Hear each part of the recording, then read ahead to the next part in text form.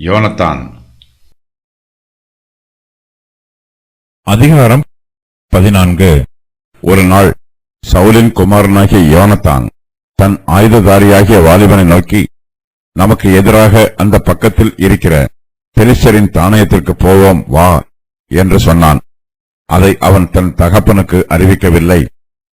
சவுல் கிபியாவின் கடைசி முனையாகிய மிக்ரோனிலே ஒரு மாதள மரத்தின் கீழ் இருந்தான்.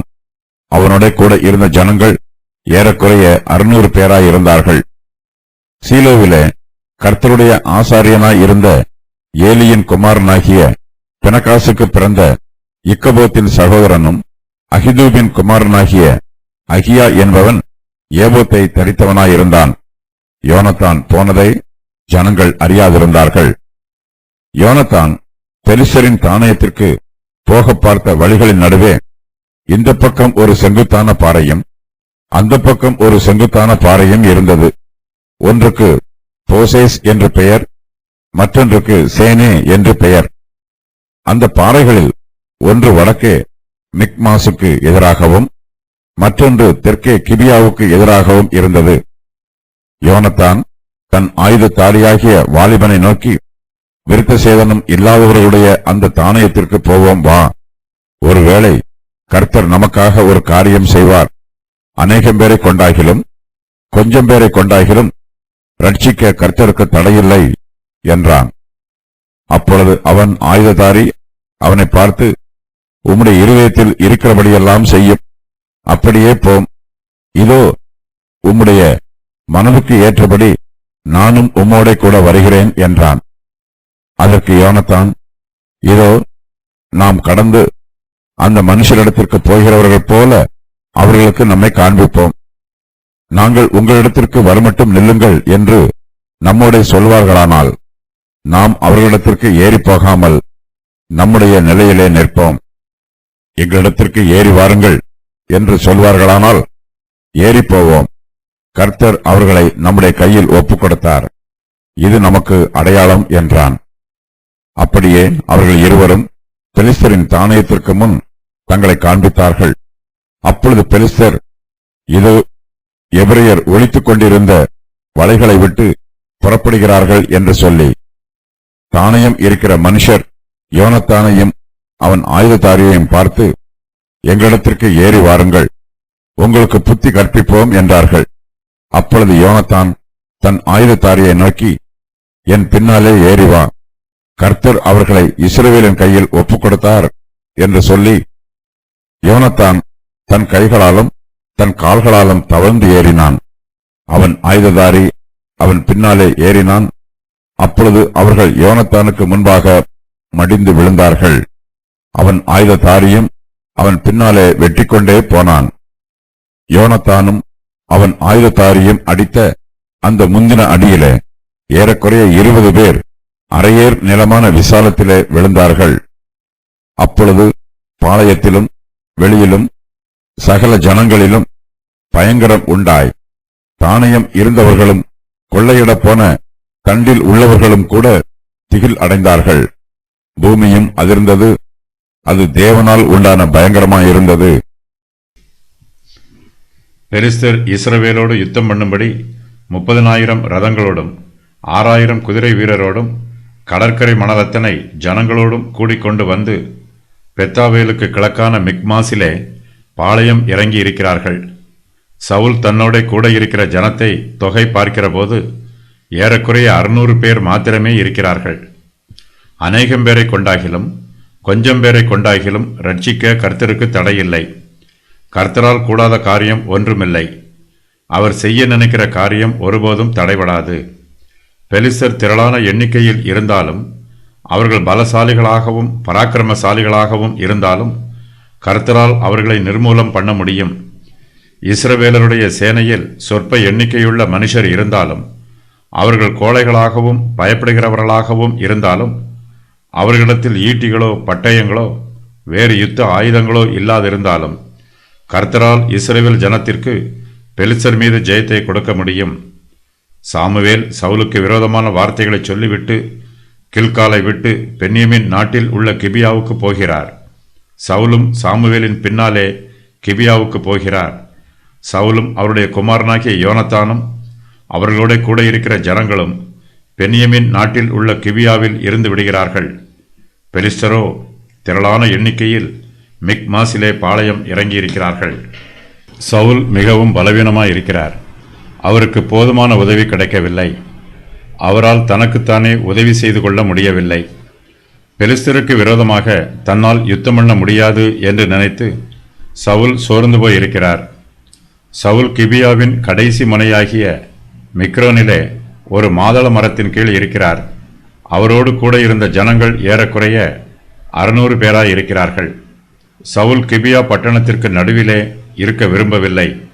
ஊருக்கு ஒதுக்குப்புறமாக கிபியாவின் கடைசி முனையாகிய மிக்ரோனிலே ஒரு மாதள மரத்தின் கீழ் இருக்கிறார். சவுல் தனியா இல்லை, அவரோடு கூட ஏறக்குறைய 600 பேர் இருக்கிறார்கள். சவுல் ஆசாரியரை தங்களிடத்தில் வரச் சொல்லுகிறார். ஆசாரியன் சீலோவிலே இருக்கிறான். இவனுடைய பெயர் அகியா. சீலோவிலே கர்த்தருடைய ஆசாரியனாய் இருந்த ஏலியின் குமாரனாகிய பினகாசுக்கு பிறந்த இக்கபோத்தின் சகோதரனும் அபிதூபின் குமாரனுமாகிய அகியா என்பவன் ஏபோத்தை தரித்தவனாய் இருக்கிறான். பரிசுத்த வேதாகமத்தில் அகியா என்னும் பெயரில் 3 பேர் இருக்கிறார்கள். அவர்களின் விவரம் வருமாறு: அகிதூபின் குமாரன் மறுபெயர் சாதோக். அகிமெலேக்கு இஸ்ரவேலின் 16வது பிரதான ஆசாரியன். சாலமோனின் சம்பிரதி ஒரு பென்யமீனன். சவுல் அகியாவை நோக்கி, தேவனுடைய பெட்டியை கொண்டு வா என்று சொல்லுகிறார். ஆசாரியன் சீலோவிலே இருக்கிறான். கர்த்தருடைய பெட்டியோ கீரியாத் யாரிமிலே இருக்கிறது. கர்த்தருடைய தீர்க்கதரிசியாகிய சாமுவேல் சவுலை விட்டு போய்விடுகிறார். இது சவுலுக்கு பெரிய இழப்பாய் இருக்கிறது. அந்த இழப்பை சரி செய்ய வேண்டும். சாமுவேலின் ஸ்தானத்தில் யாராவது ஒருவர் கர்த்தருடைய சமூகத்திலே நிற்க வேண்டும். கர்த்தருடைய ஆசாரியனாகிய அகியா தனக்காக கர்த்தருடைய சமூகத்திலே நிற்பான் என்று சவுல் நினைக்கிறார். சவுலோடு கூட இப்போது 600 பேர் மாத்திரமே இருக்கிறார்கள். இது சொற்ப எண்ணிக்கையுள்ள சேனை. பெலிஸ்தருடைய சேனையிலோ மணலத்தினை ஜனங்கள் இருக்கிறார்கள்.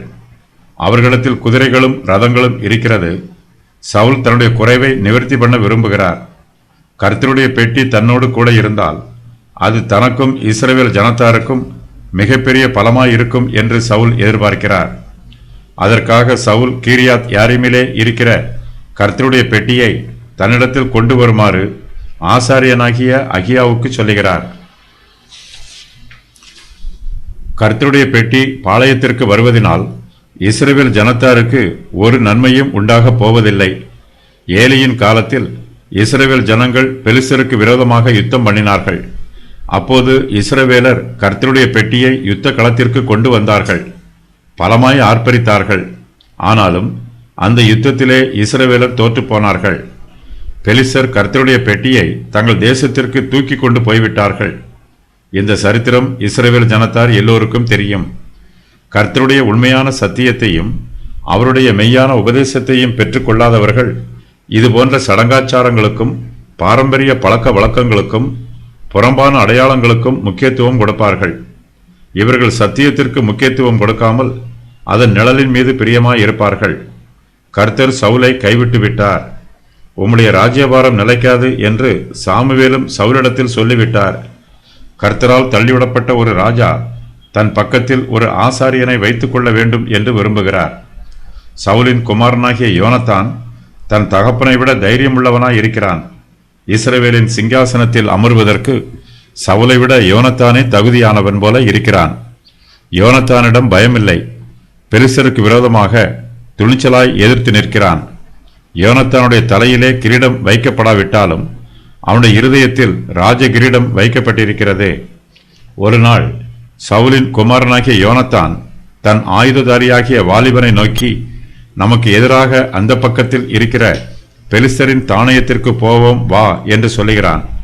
அதை அவன் தகப்பனுக்கு அறிவிக்கவில்லை. யோனத்தானுக்கு தேவனிடத்திலிருந்து விசேஷித்த ஏவுதல் கிடைத்திருக்கிறது. பெலிஸ்தருடைய தானியத்திற்கு சென்று இஸ்ரவேல் புத்திரரை விடுதலை பண்ணும் யுத்தத்தை யோனத்தான் ஆரம்பிக்கிறார். தேவனுடைய உதவியினால் இந்த யுத்தத்தில் இஸ்ரவேல் புத்திரருக்கு பெலிஸ்தர் மேல் வெற்றி உண்டாயிற்று. கர்த்தர் மகத்துவமான அற்புதங்களை செய்து பெலிஸ்தரின் சேனை முழுவதையும் அழித்து போடுகிறார். வேதாகமத்தில் பல சம்பவங்களை ஜனங்கள் மற்றவர்களுக்கு கூறியிருக்கிறார்கள். ஆனால் ஒரு சிலரே ரகசியத்தை காத்து கொண்டவர்கள். அவர்களுடைய விவரம் வருமாறு: யாக்கோபு தான் ஓடி போகிறதை லாபானுக்கு அறிவியாமலுற்றளவாய் போய்விட்டார். தேவனுடைய மனுஷன் தன்னுடைய நாமத்தை சொல்லவில்லை. மரித்து போன சிங்கத்தை பற்றிய செய்தியை சிம்சோன் தன் தாய்க்கும் தகப்பனுக்கும் அறிவிக்கவில்லை. சாமுவேல் ராஜ்யபாரத்தை பற்றி தனக்கு சொன்னதை சவுல் யாருக்கும் அறிவிக்காமல் ரகசியமாய் காத்து கொண்டார். பெலிஸ்தருடைய தானயத்திற்கு போகப் போவதை யோனத்தான் சவுலுக்கு அறிவிக்கவில்லை. தான் செய்ததை அபிகாயில் தன் கணவனுக்கு அறிவிக்கவில்லை. எருசலேமிற்காக செய்யும்படி தேவன் நெகோமியாவின் மனதிலே வைத்ததை அவர் ஒருவருக்கும் அறிவிக்கவில்லை. மறுரூப மலையில் நடைபெற்ற சம்பவங்களை பேதுருவும் யாக்கோபும் யோவானும் யாருக்கும் அறிவிக்கவில்லை. சவுல் கிபியாவின் கடைசி முனையாகிய மிக்ரோனிலே ஒரு மாதள மரத்தின் கீழ் இருக்கிறார். பாலஸ்தீன தேசத்தில் ஏராளமான மாதள மரங்கள் இருந்தன. செப்டம்பர் மாதத்தில் மாதளம் பழத்தின் பறிப்பு காலமாகும். பழங்காலத்தில் மாதளம் பழத்தின் ரசத்தை பருகினார்கள். மாதள மரத்தின் பூக்களும் பழங்களும் அழகானவை.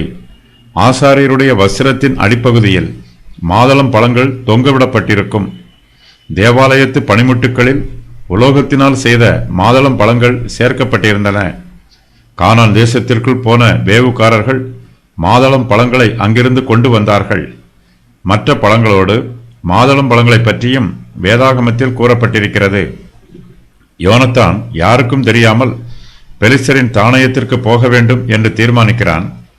அவன் பெலிஸ்தரின் தானயத்திற்கு போக பார்த்த வழிகளை பற்றி இந்த வசன பகுதியில் சுருக்கமாக சொல்லப்பட்டிருக்கிறது. யோனத்தான் பெலிஸ்தரின் தானயத்திற்கு போக பார்த்த வழிகளின் நடுவே இந்த பக்கம் ஒரு செங்குத்தான பாறையும் அந்த பக்கம் ஒரு செங்குத்தான பாறையும் இருக்கிறது. ஒன்றுக்கு போசேஸ் என்று பெயர், மற்றொன்றுக்கு சேனே என்று பெயர். அந்த பாறைகளில் ஒன்று வடக்கே மிக்மாசுக்கு எதிராகவும் மற்றொன்று தெற்கே கிபியாவுக்கு எதிராகவும் இருக்கிறது. போசேஸ் என்னும் பெயருக்கு பளபளப்பாக மின்னுவது என்று பொருள். சேனே என்னும் பெயருக்கு செங்குத்து என்று பொருள். பெலிஸ்தரின் தானயம் இயற்கையான அரணுக்கு நடுவே இருக்கிறது. அவர்களுடைய தானயத்திற்கு போவது மிகவும் கடினம். யோனத்தானோ கடினமான சூழ்நிலைகளை பார்த்து சோர்ந்து போகவில்லை. பாறைகள் செங்குத்தானதாக இருந்தாலும் அவை கூர்மையானதாக இருந்தாலும் யோனத்தானின் மனதிலே உறுதி இருக்கிறது. அவன் திட நம்பிக்கையோடு இருக்கிறான். நம்முடைய ஆத்துமா கர்த்தருக்குள் உறுதியாய் இருக்க வேண்டும். நமக்கு எத்தனை எதிர்ப்புகள் வந்தாலும் நாம் கர்த்தருக்குள் உறுதியாய் நிலைத்திருக்கும் போது எதிர்ப்புகளை சந்திக்க தயங்க மாட்டோம். அவற்றை சந்தோஷமாய் மேற்கொள்வோம். கர்த்தருடைய பலத்தினால் தடைகளை தகர்த்தெறிந்து இலக்கை நோக்கி முன்னேறி செல்வோம். யோனத்தானோடு கூட இருக்கிற ஆயுததாரி ஒரு வாலிபன். யோனத்தானுடைய மனதிலே உறுதி இருக்கிறது. அதே உறுதி அவனுடைய ஆயுததாரியின் மனதிலும் இருக்க வேண்டும். அப்போதுதான் அவனும் யோனத்தாடு கூட சேர்ந்து போவான். இல்லாவிட்டால் சோர்ந்து போவான். பாதியிலேயே தன் வீட்டிற்கு திரும்பி போவான். யோனத்தான் தன் ஆயுததாரியை திடப்படுத்துகிறான். அவனுடைய விசுவாசத்தை கர்த்தருக்குள் உறுதிப்படுத்துகிறான். கர்த்தரை பற்றிய சத்தியங்களை அவனுக்கு புரியும் வண்ணமாக சொல்லுகிறான். யோனத்தான் தன் ஆயுததாரியாகிய வாலிபனை நோக்கி, விருத்த சேதனம் இல்லாதவர்களுடைய அந்த தானயத்திற்கு போவோம் வா. ஒருவேளை கர்த்தர் நமக்காக ஒரு காரியம் செய்வார். அநேகம் பேரை கொண்டாகிலும் கொஞ்சம் பேரை கொண்டாகிலும் ரட்சிக்க கர்த்தருக்கு தடையில்லை என்று சொல்லுகிறான். யோனத்தான் கர்த்தரை நம்புகிறான். இஸ்ரவேல் புத்திரர் எண்ணிக்கையில் கொஞ்சம் பேராக இருந்த போதிலும் கர்த்தரால் அவர்களை ரட்சிக்க முடியும். கர்த்தரால் கூடாத காரியம் ஒன்றுமில்லை என்று விசுவாசித்து யோனத்தான் கிரியை செய்கிறான். யோனத்தான் விசுவாசத்தோடு செங்குத்தான மலையில் ஏறிச் சென்று பெலிஸ்தருடைய தானயத்திற்கு போகவில்லை என்றால் இஸ்ரவேல் புத்திரருக்கு வெற்றி வாய்ப்பு இல்லை. சவுல் கர்த்தரை விட்டு பின்வாங்கி பயந்து ஜீவிக்கிறார். கர்த்தர் தம்முடைய சித்தத்தை நிறைவேற்றுவதற்கு யோனத்தானை தெரிந்தெடுத்திருக்கிறார். யோனத்தானும் அவனுடைய ஆயுததாரியும் தங்கள் ஜீவனை தங்கள் கைகளில் பிடித்துக்கொண்டு பெலிஸ்தருடைய தானயத்திற்கு போகிறார்கள். அவர்கள் மத்தியிலே குழப்பத்தை உண்டு பண்ண போகிறார்கள். யோனத்தானிடம் குழப்பமில்லை. பெலிஸ்தர் விருத்த சேதனம் இல்லாதவர்கள். அவர்கள் இஸ்ரவேலின் காணியாட்சிக்கு புறம்பானவர்கள். இஸ்ரவேல் ஜனத்தாரோ விருத்த சேதனம் உள்ளவர்கள். அவர்கள் கர்த்தருடைய உடன்படிக்கையின் ஜனங்கள். இஸ்ரவேல் ஜனங்கள் கர்த்தருடைய பாதுகாப்பில் இருக்கிறார்கள். பெலிஸ்தருக்கோ கர்த்தருடைய பாதுகாப்பு இல்லை. பெலிஸ்தர் இஸ்ரவேலின் தேவனாகிய கர்த்தருக்கு அந்நியராய் இருக்கிறார்கள். அவர்கள் இஸ்ரவேலருக்கு சத்துருக்களாய் இருக்கிறார்கள். இஸ்ரவேலுக்கு சத்துருக்களாய் இருக்கிறவர்கள் கர்த்தருக்கும் சத்துருக்களாய் இருக்கிறார்கள். ஆகையினால் அவர்களை பார்த்து பயப்பட வேண்டியதில்லை என்று யோனத்தான் தன்னுடைய ஆயுததாரிக்கு ஆறுதலான வார்த்தைகளை சொல்லுகிறான். பெலிஸ்தர் திரளான எண்ணிக்கையில் இருக்கிறார்கள். அநேகம் பேரை கொண்டாகிலும் கொஞ்சம் பேரை கொண்டாகிலும் ரட்சிக்க கர்த்தருக்கு தடையில்லை என்று யோனத்தான் சொல்லுகிறான். கர்த்தருக்கு சித்தமான காரியம் வாய்க்கும். ஒருவேளை கர்த்தர் நமக்காக ஒரு காரியம் செய்வார் என்று யோனத்தான் எதிர்பார்க்கிறான். யோனத்தானுடைய ஆயுததாரி யோனத்தானின் ஆயுதங்களை மாத்திரம் சுமக்கவில்லை. யோனத்தானின் இருதயத்திலுள்ள விசுவாசத்தையும் வீரத்தையும் அவனுடைய ஆயுததாரி தன்னுடைய இருதயத்திலே சுமக்கிறான். யோனத்தானின் வார்த்தைகளை கேட்டு அவனுடைய ஆயுததாரியின் விசுவாசம் விருத்தி அடைகிறது. அப்பொழுது யோனத்தானின் ஆயுததாரி அவனை பார்த்து, உம்முடைய இருதயத்தில் இருக்கிறபடியெல்லாம் செய்யும், அப்படியே போம், இதோ உம்முடைய மனதுக்கு ஏற்றபடி நானும் உம்மோடே கூட வருகிறேன் என்று விசுவாசத்தோடும் உறுதியோடும் சொல்லுகிறான். யோனத்தானின் ஆயுததாரி ஒரு வாலிபன். அவனும் விசுவாசத்தில் சிறந்தவன். தன் எஜமானோடு எங்கும் போவதற்கு ஆயத்தமாய் இருக்கிறான். வாழ்வில் ஏற்படும் இக்கட்டான சூழ்நிலைகளில் இதுபோன்ற வேலைக்காரர்கள் ஆதரவாக இருப்பார்கள். யோனத்தான் பராக்கிரமசாலியாக இருந்தாலும் அவன் கர்த்தரையே நம்புகிறான். ஒருவேளை கர்த்தர் நமக்காக ஒரு காரியம் செய்வார் என்று சொல்லுகிறான். யோனத்தானுடைய மனதிலே உறுதியும் தைரியமும் இருக்கிறது.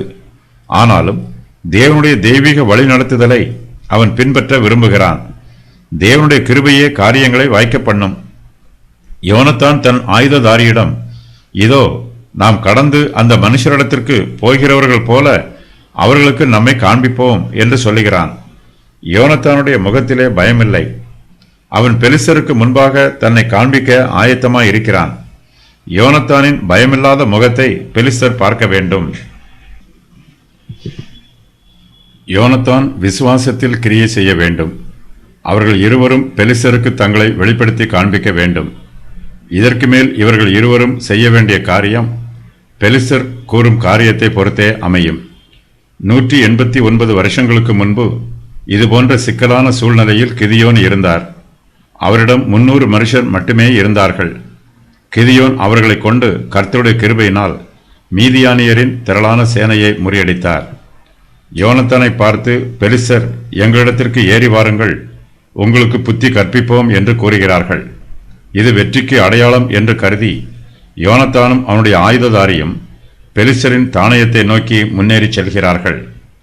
பெலிஸ்தர் மிகவும் எச்சரிப்பாக இருந்தால் தாங்கள் முன்னேறுதலை நிறுத்திக் கொள்ளலாம் என்றும் தங்களை பாதுகாத்துக் கொள்ள என்ன செய்ய வேண்டுமோ அதை செய்யலாம் என்றும் யோனத்தான் தன் ஆயுததாரிக்கு சொல்லுகிறான். நாங்கள் உங்களிடத்திற்கு வருமட்டும் நில்லுங்கள் என்று நம்மோடே சொல்வார்களானால் நாம் அவர்களிடத்திற்கு ஏறி போகாமல் நம்முடைய நிலையிலே நிற்போம் என்று யோனத்தான் சொல்லுகிறான். யுத்தம் பண்ணுகிறவர்கள் தங்களையும் காத்துக்கொள்ள வேண்டும், சத்துருவையும் தாக்க வேண்டும். ஒருவேளை பெலிஸ்தர் தங்களோடு ஆவேசமாகவும் வீரமாகவும் பேசினால் தாங்கள் திரும்பி போய்விடாமல் மலையின் மேல் ஏறி அவர்களை தாக்குவதற்கு ஆயத்தமாயிருப்போம் என்றும் யோனத்தான் சொல்லுகிறான். எங்களிடத்திற்கு ஏறி வாருங்கள் என்று சொல்வார்களேயானால் ஏறி போவோம். கர்த்தர் அவர்களை நம்முடைய கையில் ஒப்புக் கொடுத்தார், இது நமக்கு அடையாளம் என்று யோனத்தான் சொல்லுகிறான். அடையாளங்கள் எப்போதுமே நல்லதுதான். கர்த்தரிடத்தில் நாம் வைக்கும் விசுவாசத்தை இது வலிப்படுத்தும். ஆனாலும் நாம் எப்போதும் அடையாளத்தை தேடிக்கொண்டிருக்கக்கூடாது. வேத வாக்கியம் ஒரு காரியத்தை தெளிவாக கூறியிருக்கிறது என்றால் அதை உறுதி பண்ணுவதற்கு எந்த அடையாளமும் தேவையில்லை. யோனத்தான் ஒவ்வொரு வார்த்தையையும் கர்த்தரை நம்பி பேசுகிறான். கர்த்தர் மீது அவன் வைத்திருக்கிற விசுவாசம் உறுதியாயிருக்கிறது. கர்த்தரே எல்லா மனுஷருடைய இருதயங்களையும் நாவுகளையும் ஆளுகை செய்கிறவர்.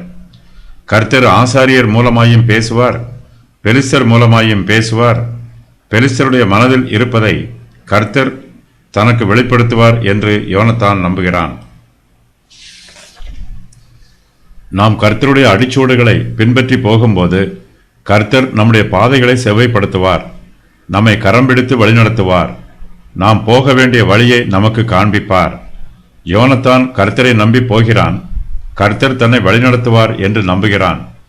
தேவனுடைய தெய்வீக கிருபையினாலேயே யோனத்தான் எதிர்பார்த்த அடையாளம் உண்டாயிற்று. அப்படியே அவர்கள் இருவரும் பெலிஸ்தரின் தாளையத்திற்கு முன் தங்களை காண்பிக்கிறார்கள். அப்பொழுது பெலிஸ்தர், இதோ எபிரெயர் ஒளித்துக் கொண்டிருந்த வலைகளை விட்டு புறப்படுகிறார்கள் என்று சொல்லுகிறார்கள். தாணையம் இருக்கிற மனுஷர் யோனத்தானையும் அவன் ஆயுததாரியையும் பார்த்து, எங்களிடத்திற்கு ஏறி வாருங்கள், உங்களுக்கு புத்தி கற்பிப்போம் என்று சொல்லுகிறார்கள். பெலிஸ்தர் பெருமைக்காரர்கள், தங்கள் பெருமையினால் வீர வசனம் பேசுகிறார்கள். எபிரெயர்கள் வலைகளை விட்டு புறப்படுவதாக கூறுகிறார்கள். மிகவும் ஏளனமாக பேசுகிறார்கள். கர்த்தருடைய பிள்ளைகள் வலைகளில் இருந்து வெளியே வந்தாலும் கர்த்தர் அவர்களுக்கு உதவி புரியும் போது அவர்களுக்கு வெற்றி நிச்சயம் கிடைக்கும். எங்களிடத்திற்கு ஏறி வாருங்கள், உங்களுக்கு புத்தி கற்பிப்போம் என்று பெலிஸ்தர் சொல்லுகிறார்கள். யோனத்தான் இந்த அடையாளத்தைத்தான் எதிர்பார்த்தான். இருவரும் முன்னேறி செல்கிறார்கள். இவர்கள் இருவரும் கொடுத்த முந்தின அடியில் பெலிஸ்தரில் 20 பேர் மரித்து போகிறார்கள். யோனத்தானும் அவனுடைய ஆயுததாரியும் நடு ராத்திரியிலே பெலிஸ்தர் அயர்ந்த நித்திரையில் இருக்கும்போது அவர்களுக்கு முன்பாக திடீரென்று போய் அவர்களை பயமுறுத்தவில்லை. அவர்கள் பகல் வேளையிலே பெலிஸ்தரின் தாணையத்திற்கு முன் தங்களை காண்பிக்கிறார்கள். தாணையம் இருக்கிற மனுஷர் யோனத்தானையும் அவனுடைய ஆயுததாரியையும் பார்க்கிறார்கள்.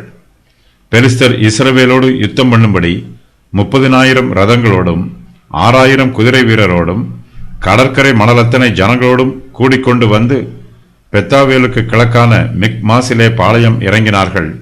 அப்பொழுது இஸ்ரவேலர் தங்களுக்கு உண்டான இக்கட்டை கண்டபோது ஜனங்கள் தங்களுக்கு உண்டான நெருக்கத்திலே கெபிகளிலும் முட்காடுகளிலும் கண்மலைகளிலும் திருக்கங்களிலும் குகைகளிலும் ஒளித்துக் கொண்டார்கள். இது பெலிஸ்தருக்கு தெரியும். ஆனால் இப்போதோ பெலிஸ்தர் யோனத்தானையும் அவனுடைய ஆயுததாரியையும் பார்த்து, இதோ எபிரெயர் ஒளித்துக் கொண்டிருந்த வலைகளை விட்டு புறப்படுகிறார்கள் என்று சொல்லுகிறார்கள். தாணையம் இருக்கிற பெலிஸ்தர் யோனத்தானையும் அவனுடைய ஆயுததாரியையும் பார்த்து ஏளனம் பண்ணுகிறார்கள். எங்களிடத்திற்கு ஏறி வாருங்கள், உங்களுக்கு புத்தி கற்போம் என்று சொல்லுகிறார்கள். யோனத்தான் பெலிஸ்தரின் வார்த்தையை கேட்டு பயப்படவில்லை. அவனுக்குள் மிகுந்த தைரியம் உண்டாயிற்று. கர்த்தர் தனக்கு ஒரு அடையாளத்தை கொடுத்திருக்கிறார் என்று யோனத்தான் நினைக்கிறான். தன்னோடு கூட இருக்கிற ஆயுததாரியையும் யோனத்தான் உற்சாகப்படுத்துகிறான். அப்பொழுது யோனத்தான் தன் ஆயுததாரியை நோக்கி, என் பின்னாலே ஏறி வா, கர்த்தர் அவர்களை இஸ்ரவேலின் கையில் ஒப்புக் கொடுத்தார் என்று சொல்லுகிறான். யோனத்தானின் விசுவாசம் உறுதி பண்ணப்படுகிறது. கர்த்தர் தன்னோடு கூட இருக்கும்போது பெலிஸ்தரால் தனக்கு விரோதமாய் எதிர்த்து நிற்க முடியாது என்று யோனத்தான் நம்புகிறான். யோனத்தான் தன் கைகளாலும் தன் கால்களாலும் தவழ்ந்து ஏறுகிறான். அவன் ஆயுததாரி அவன் பின்னாலே ஏறுகிறான். யோனத்தானை பாதுகாத்துக் கொள்ள அவனிடத்தில் மார்க்கவசம் எதுவும் இல்லை. யோனத்தானுக்கு பின்னாலே இஸ்ரவேலின் பெரிய சேனையும் பாதுகாப்பாய் வரவில்லை. அவனுடைய ஆயுததாரி மாத்திரம் அவனுக்கு பின்னாலே ஏறி வருகிறான். மனுஷருடைய சிந்தனையின் பிரகாரம் இதை யோசித்து பார்க்கும்போது யோனத்தான் தன்னுடைய மரணத்திற்கு முன்பாக அல்லது மரணம் அடைவதற்காக தன் கைகளாலும் தன் கால்களாலும் தவழ்ந்து ஏறுவது போல தெரிகிறது. யோனத்தானுக்கு முன்பாக மரணம் அவனை வரவேற்பதற்கு காத்து கொண்டிருப்பது போல இருக்கிறது. ஆனால் யோனத்தானும் அவனுடைய ஆயுததாரியும் பெலிஸ்தரின் பாளையத்திற்கு தனியாக போகவில்லை. அவர்களோடு கூட அவர்கள் நம்பியிருக்கிற கர்த்தரும் போகிறார். யோனத்தானும் அவனுடைய ஆயுததாரியும் பெலிஸ்தர் இருக்கிற இடத்திற்கு போனபோது அவர்கள் யோனத்தானுக்கு முன்பாக மடிந்து விழுகிறார்கள். அவன் ஆயுததாரியும் அவன் பின்னாலே வெட்டிக்கொண்டே போகிறான். அவர்கள் பெலிஸ்தரில் எத்தனை பேரை வெட்டினார்கள் என்று இங்கு எண்ணிக்கை சொல்லப்படவில்லை. யோனத்தானும் அவன் ஆயுததாரியும் அடித்த அந்த முந்தின அடியிலே ஏறக்குறைய 20 பேர் அரையேர் நிலமான விசாலத்திலே விழுந்தார்கள் என்று பொதுவாக சொல்லப்பட்டிருக்கிறது. கர்த்தருடைய வலதுகரமும் அவருடைய பலத்த புயமும் யோனத்தானுக்கு பெலிஸ்தர் மேல் வெற்றியை கொடுத்திருக்கிறது. அக்காலத்தில் நிலத்தை அளப்பதற்கு ஏர் என்னும் அளவுகோலை பயன்படுத்தினார்கள். ஒரு ஜோடி உழவு மாடுகள் ஒரு நாளில் உழக்கூடிய நிலம் ஒரு ஏர் நிலம் ஆகும். பெலிஸ்தரின் பாளையத்தில் இருந்த மற்றவர்கள் திகைக்கிறார்கள், கலங்குகிறார்கள், திகில் அடைகிறார்கள். அப்பொழுது பாளையத்திலும் வெளியிலும் சகல ஜனங்களிலும் பயங்கரம் உண்டாயிற்று. தாணையம் இருந்தவர்களும் கொள்ளையிடப் போன தண்டில் உள்ளவர்களும் கூட திகில் அடைகிறார்கள். பூமியும் அதிர்கிறது. அது தேவனால் உண்டான பயங்கரமாயிருக்கிறது. யோனத்தானும் அவனுடைய ஆயுததாரியும் பெலிஸ்தரை தாக்குகிறார்கள். அதே சமயத்தில் பூமியும் அதிர்கிறது. அது தேவனால் உண்டான பயங்கரமாய் இருக்கிறது. பாளையத்தில் 3 பிரிவினர் கொள்ளையிடப் போன தண்டில் இருக்கிறார்கள். அவர்கள் இஸ்ரவேல் புத்திரரை கொள்ளையிடவும் கொலை பண்ணவும் ஏற்கனவே புறப்பட்டு போய் விடுகிறார்கள். இப்போது பெலிஸ்தர் எல்லோருமே திகில் அடைகிறார்கள். கர்த்தரே மனுஷருடைய இருதயத்தை உண்டு பண்ணினவர். இருதயத்தை உண்டு பண்ணினவரால் அந்த இருதயத்திலே திகிலையும் கலக்கத்தையும் பயத்தையும் உண்டு பண்ண முடியும். கர்த்தர் பெலிஸ்தரை கலங்க பண்ணுகிறார். அவர்கள் கலங்கும் போது கர்த்தருடைய வல்லமையினால் பூமியும் அதிர்கிறது. இது பெலிஸ்தரின் கலக்கத்தை அதிகரிக்கச் செய்கிறது. பூமி அதிர்ச்சியிலே தாங்கள் எல்லோரும் பூமிக்குள்ளே மூழ்கி போவோமோ என்னும் பயம் பெலிஸ்தருக்கு உண்டாயிற்று. இது மனுஷரால் உண்டான பயமல்ல, இது தேவனால் உண்டான பயங்கரம்.